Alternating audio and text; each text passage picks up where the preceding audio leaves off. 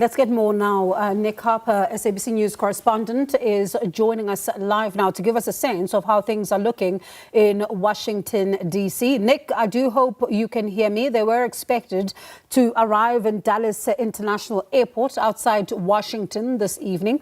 What's the latest? That's right. In theory, they should be touching down in about 15 minutes or so really not long before they arrive on U.S. soil. That airport only about 15-20 miles outside of the U.S. capital, and it is a place that often sees refugees entering the United States from various war-torn countries. We are told that they will be having a press conference at Dulles Airport with State Department officials. It's not clear if any of the 49 Afrikaners will be giving media statements, whether they'll be speaking to the press, whether they'll be part of that live press conference.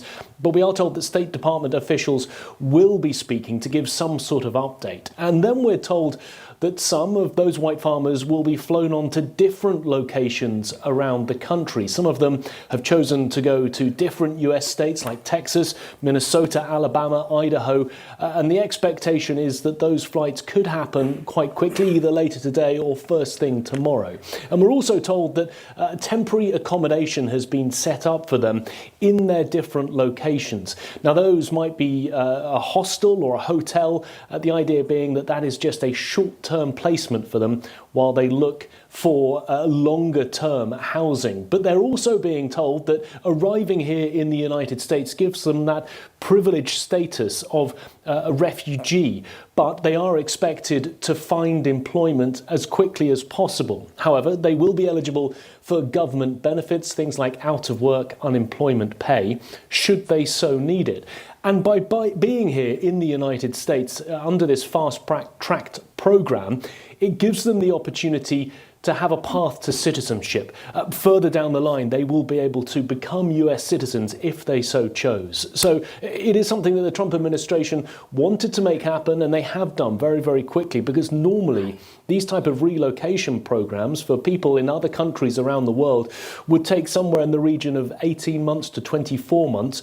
Donald Trump and the Trump administration have put this all together in just a matter of weeks, flying these 49 people here to the US, but also saying that this will be the first of what they expect to be many other trips from South Africa to the United States with other white farmers over the coming weeks and months. So, Nick, do we know, has the government said anything about the vetting process? How were they able to vet these particular individuals?